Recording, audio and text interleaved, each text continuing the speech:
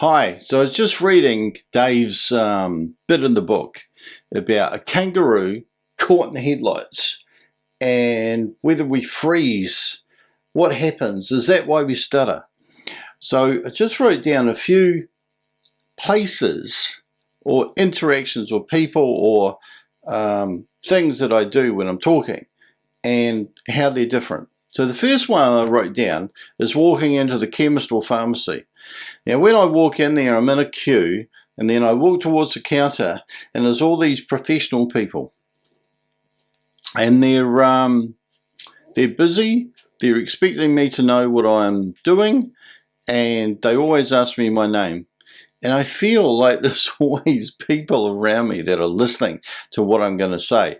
And invariably, I don't use technique, but when I do, it can come out. When I don't, I can get caught in the headlights. So that's one situation. See whether you resonate with this. Another, I can walk into the dairy. Now the dairy is up there, about 800 meters away. And when I walk in, invariably I'm the only person in the shop. It's just me and the Chinese guy who runs the dairy. And there's not much talking at all. How are you? Had a good day? Something like that. Pretty much standard conversation exchanges, and that's basically it. So another situation is when I'm talking to my friends. Now this is interesting because I was just writing this down. I was trying to think about what is it that, and I was thinking about one friend in particular that I can talk to him and I can stutter quite a lot. Unless I'm using technique. And I have noticed that clearly that when I'm using technique or when I'm in the habit of using technique, because that's the thing, very hard to turn technique on if you haven't turned it on all the time. So you have to kind of be speaking in technique quite a lot to be able to turn it on, turn it off, as in speak with technique or just speak with confidence. Because if you're not using it all the time, your confidence is usually low.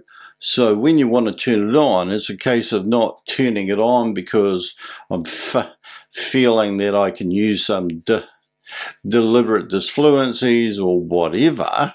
I'm turning it on because I'm thinking I need to turn it on. I need some help or whatever. But then there's other friends where I just talk, particularly if we are joking around or stuff like that. So one thing that I did write down is that if I'm trying to explain something, but also that's split in two, whether I'm trying to explain something which is I'm absolutely sure of, versus if I'm trying to explain something which I'm not sure of. It could be that I'm not sure I'm right. I'm not sure I'm conveying something that I believe in or that I can prove, or maybe there's some kind of controversy around it or conflict or something like that. But if that's not the case, no problem. Just open my mouth and talk on confidence, or just open my mouth and talk full stop. And then there's public speaking. So I'm not talking about the public speaking when I was a kid, when you're standing up in class and you're saying, my name is blah, blah, blah, or I come from room 3L or whatever it is. But public speaking where you've got control of the floor, like Toastmasters, or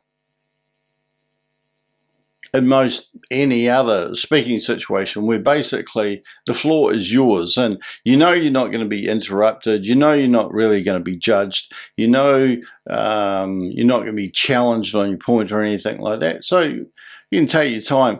But the other thing that I've definitely noticed with public speaking is when you're projecting your voice, as in you are pushing the words out there. So there's more action going on in the chest. So everything's kind of moving. Whereas in all those other situations, for me, I can block or I find that I'm talking on a vacuum. So the louder I am, the more assertive I am, the more part of my brain isn't thinking about the validity of what I'm saying or whatever. So I'm just explaining a story, or I'm expressing a point of view that I believe in and not necessarily trying to convince other people, I'm fine. But my point is, I guess what my point is that I know that when I've been using technique, that it doesn't really matter. I can go into the chemist, I can go into the dairy. But the one thing that is beyond reproach is that it wasn't always like that. Even after I did my intensive course, there's always a doubt. And there's always going to be a doubt until you have that confidence to go into those speaking situations, because you've been in those speaking situations. You haven't avoided going into those situations, and you've had a successful outcome. Now, whether that's because some people will up the right mindset, or whether that's because somebody like me is going to use technique and go in and apply it and say, hey, that worked. I have empirical evidence that I did it and it worked.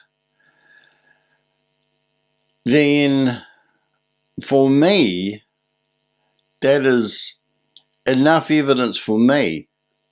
And here, I'm not trying to convince anybody else.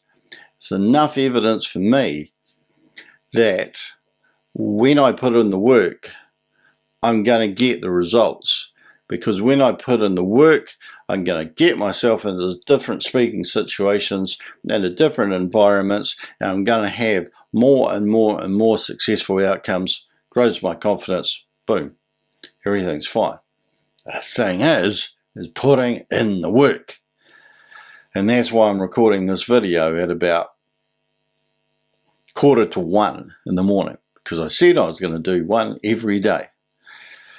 So how disciplined are you? And are you going to put in the work? Am I going to keep on putting in the work? And how confident can I get again? I've been there, but confidence, got to keep on proving to yourself that you can do it. I think self-talk and having the right mindset helps. There's nothing like that proof that you get from going in there and being successful. Until next time, bye for now.